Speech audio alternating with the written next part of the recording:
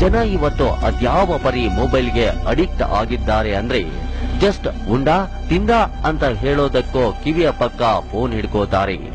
ಆದ್ರೆ ನಿಮ್ಗೆ ಗೊತ್ತಿರ್ಲಿ, ನೀವು ಪ್ರೀತಿಯನ್ನ ತೋರಿಸೋಕೆ ಹೋಗಿ ಸಾವಿನ ಸಮೀಪ ಹೋಗ್ತಾ ಇದ್ದೀರಾ. ಹೆಚ್ಚು ಮೊಬೈಲ್ ಬಳಸಿದ್ರೆ ನಿಮ್ಮ ಜೀವಕ್ಕೆ ಕುತ್ತು ಬರುತ್ತೆ. ನೀವು ನಂಬಿದ್ರೆ ನಂಬಿ, ಬಿಟ್ರೆ ಬಿಡಿ, ಇದೊಂಥರ ಸೈಲೆಂಟ್ ಕಿಲ್ಲರ್. ಹೆಚ್ಚು ಹೊತ್ತು ಮೊಬೈಲ್ನಲ್ಲಿ ಮಾತಾಡಿದ್ರೆ ಅಂತವರ ಮೆದುಳು ಚಿಕನ್ ಫ್ರೈನಂತೆ ಸುಟ್ಟು ಹೋಗುತ್ತೆ. ಅದಕ್ಕೊಂದು ಬೆಸ್ಟ್ ಎಕ್ಸಾಂಪಲ್ ಈ ದೃಶ್ಯ.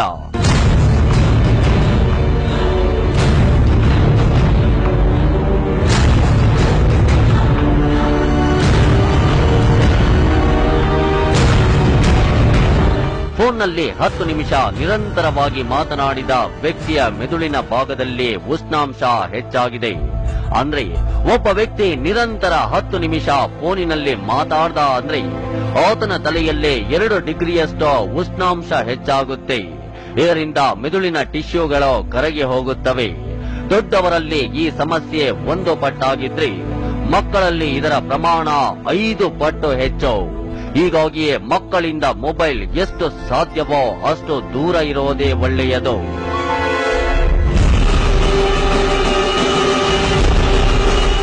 ಅಂದಹಾಗೆ ಮೊಬೈಲ್ ಮತ್ತು ಟವರ್ ನಡುವಿನ ಸಂಪರ್ಕದಲ್ಲಿ ಉಂಟಾಗುತ್ತಿರೋ ಎಲೆಕ್ಟ್ರೋ ಮ್ಯಾಗ್ನೆಟಿಕ್ ವೇವ್ಸ್ ಮನುಷ್ಯನ ದೇಹಕ್ಕೆ ಭಾರಿ ಡೇಂಜರ್.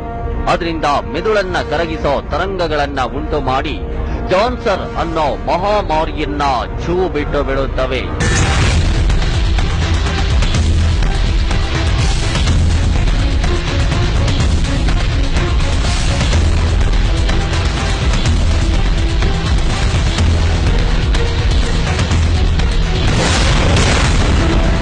ಮೊಬೈಲ್ ಬಳಕೆಯಿಂದ ಬರುತ್ತೆ ಬ್ರೈನ್ ಕ್ಯಾನ್ಸರ್. ಮೊಬೈಲ್ನಿಂದ ಗಂಡಸರ ಪುರುಷತ್ವಕ್ಕೆ ಕೊತ್ತು. ಮೊಬೈಲ್ನಿಂದ ಹೆಂಗಸರಿಗೆ ಮಕ್ಕಳಾಗೋಲ್ಲ. ಮಕ್ಕಳು ಬುದ್ಧಿಮಾಂದ್ಯರಾಗಿ ಬಿಡ್ತಾರೆ. ಹುಷಾರ್. ಈ ಮೊಬೈಲ್ ಅನ್ನೋ ಇಷ್ಟು ಪುಟ್ಟ ಉಪಕರಣದ ಅತಿಯಾದ ಬಳಕೆಯಿಂದ ನಿಮ್ಮ ಮೆದುಳಿಗೆ ಕ್ಯಾನ್ಸರ್ ಬರುವ ಸಾಧ್ಯತೆ ತೀರಾ ಹೆಚ್ಚು. ಯಾಕಂದ್ರೆ ಮೊಬೈಲ್ ಬಳಸೋ ಪ್ರತಿ 10 ಜನರಲ್ಲಿ 9 ಜನಕ್ಕೆ ಕ್ಯಾನ್ಸರ್ ಬರುತ್ತಿದೆ.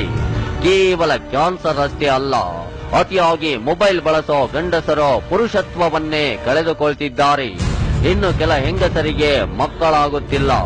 ಇಷ್ಟೇ ಅಲ್ಲ, ಮೊಬೈಲ್ ತರಂಗಾಂತರಗಳಿಂದ ಮಕ್ಕಳು ಬುದ್ಧಿಮಾಂದ್ಯರಾಗುವ ಸಾಧ್ಯತೆಗಳು ಕೂಡ ಇವೆಯಂತೆ. ಜಸ್ಟ್ ಮೊಬೈಲ್ನಿಂದ ಇಷ್ಟೊಂದು ಸಮಸ್ಯೆ ಇದೆಯಾ ಅಂತ ನೀವೆಲ್ಲ ಬೆಚ್ಚಿ ಬೀಳಬೇಡಿ. ಇದು ಕೇವಲ ಮೊಬೈಲ್ನಿಂದ ಆಗುವಂತದ್ದಲ್ಲ. ಇದಕ್ಕೆಲ್ಲ ಕಾರಣ ಮೊಬೈಲ್ ರೇಡಿಯೇಷನ್.